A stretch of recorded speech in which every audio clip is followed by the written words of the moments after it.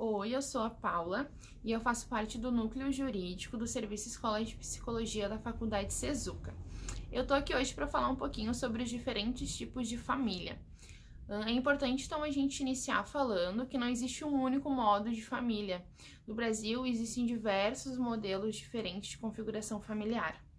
Eu vou falar um pouquinho sobre alguns modelos. Nós temos o modelo da família monoparental, que é quando somente um dos progenitores fazem parte do núcleo familiar, então ou o pai ou a mãe.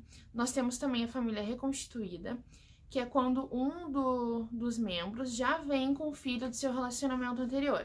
Então ele já vem com o filho do seu casamento, enfim, e esse filho faz parte do novo núcleo criado. Nós temos a família homoafetiva, que é quando duas pessoas do mesmo sexo se relacionam. Nós temos a família ampliada, que é quando não é somente o pai e a mãe que fazem parte do núcleo, mas sim mais pessoas, mais parentes. Pode ser um avô, uma avó, um tio, uma tia. Então, mais pessoas fazem parte daquele núcleo familiar que não somente o pai e a mãe. E também podemos falar da família unipessoal. Esse modelo ele tem uma função bem importante, juridicamente falando. E ela se trata de pessoas que vivem sozinhas. Podem ser viúvas, separadas, pessoas solteiras. Os estudos mostram que ao longo do tempo, o número de participantes da família, ele vem caindo muito. Então, antes eram famílias com maior número de participantes, de indivíduos, e ao longo do tempo ele foi se diminuindo. Com isso, também pode ser observado através dos estudos que houve um número maior de recasamentos e de divórcios. É importante falar também do papel da mulher em relação ao sustento da família, né? A mulher vem cada vez mais participando ativamente dessa parte financeira do núcleo familiar, e isso também faz com que a forma, né, da configuração familiar se modifique. Dentro da psicologia sistêmica, a gente tem um grande teórico, que é o Minuchin. Ele nos traz que quando um indivíduo do núcleo familiar sofre uma modificação, todos os outros participantes, todos os outros membros da família também sofrem essa modificação. Eu vou falar um exemplo, como quando alguém briga com uma pessoa muito próxima, ou quando alguém perde o seu emprego. Isso vai afetar todo o núcleo familiar, porque o modo que essa pessoa vai interagir, o modo que ela vai se sentir, vai afetar todo o membro familiar ali presente. Ela vai acabar tratando, se sentindo de forma diferente, vai afetar os outros também. Então, a psicologia sistêmica, ela é basicamente quando a gente está realizando um tratamento, né, com um determinado indivíduo, e a gente não olha somente para ele, a gente tem que olhar todo o sistema no qual ele está inserido. Então, por exemplo, eu estou fazendo atendimento com uma pessoa, ela está trazendo uma queixa inicial, e para a gente trabalhar isso, a gente precisa entender qual é o contexto que ela vive, qual é todo o núcleo familiar dela, como que eles têm as interações entre eles. Então, dentro de cada família, de cada tipo diferente de núcleo familiar, é importante que cada um vai ter a sua própria organização.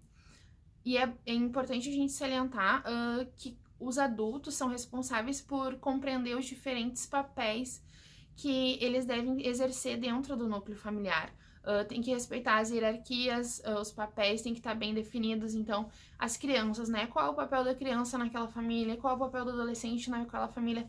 Qual é o papel que o pai exerce, que a mãe exerce?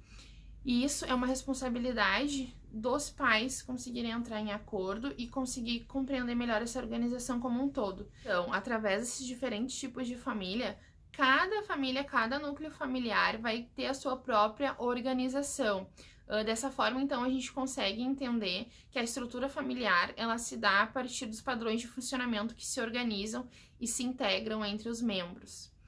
São as famílias que precisam estabelecer as regras, os limites, os contratos de convivência entre eles, para ter um relacionamento saudável entre todos.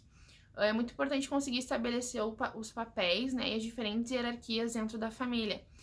Por exemplo, qual é o papel do filho dentro daquele ambiente? Qual é o papel do filho mais velho, do adolescente? Qual é o papel do pai? O que a mãe tem de papel, de função dentro daquele núcleo familiar? E é muito importante falar também que quem faz isso, né, quem tem responsabilidade disso são os pais, não são os filhos que são responsáveis por saber conseguir identificar esses papéis dentro do núcleo familiar.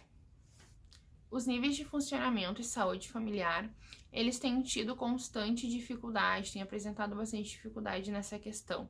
E é nessa área que a psicologia, ela entra dentro dos conflitos familiares. É nesse sentido que a psicologia pode contribuir para melhorar o desenvolvimento entre essas famílias. O núcleo jurídico, então, ele oferece esse atendimento dentro da abordagem sistêmica, visando oferecer um atendimento familiar, para que a gente consiga compreender e identificar os diferentes tipos de relações dentro do núcleo familiar, e conseguir identificar qual é a melhor forma para lidar com essas questões do dia a dia. Não é a configuração familiar que determina como que essa família vai estar estruturada. Independente dela ser homoafetiva, unipessoal, isso não interfere no modo de funcionamento. Não é isso que diz que uma família vai ser saudável ou não. Para que uma família possa ser saudável, ela precisa ter os papéis bem definidos, a hierarquia muito clara, as regras entre os membros, elas têm que estar bem estabelecidas. Então, é isso que faz com que a família consiga ter uma relação saudável. Não é se ela é por duas pessoas do mesmo sexo, não é se ela é somente o pai ou a mãe, não é se tem mais membros incluídos nesse núcleo, e sim a forma com que as pessoas dentro do núcleo familiar vão lidar e compreender esses diferentes papéis. Por exemplo, o papel de financeiro, por exemplo, né? Ele não precisa ser necessariamente do pai, como a gente vê em algumas famílias tradicionais. Hoje em dia a gente consegue compreender, né, ver que a mãe, por exemplo, só tem uma mãe na família, não tem outra pessoa que faça a figura do pai, mas a mãe, ela consegue suprir essa necessidade muito bem. Então ela vai ser uma família saudável, sim, não é porque não tem um dos membros que ela vai deixar de ser saudável. A família, ela pode ser considerada um sistema dinâmico com o estabelecimento de regras entre os membros da família. A dinâmica é a maneira como a família se coloca frente às situações do seu cotidiano. É bom falar também, é bom a gente conseguir compreender que o meio no qual essa família está inserida tem grande influência sobre os seus comportamentos. Então, para a gente conseguir fazer um melhor atendimento, fazer um diagnóstico dessa família por inteiro, a gente precisa saber onde que ela está inserida, qual é o seu contexto social, para que então a gente consiga ver qual é a melhor forma de lidar com as situações, como por exemplo, por que ela é dessa determinada forma, qual é a cultura nesse ambiente que ela vive. Então é muito importante a gente conseguir ver isso, estabelecer isso. Para finalizar então o vídeo, né, só retomando, a família, para ser saudável, ela precisa ter muito bem estabelecidos os papéis e as regras, quais são os limites que tem entre eles, e isso independente da configuração familiar.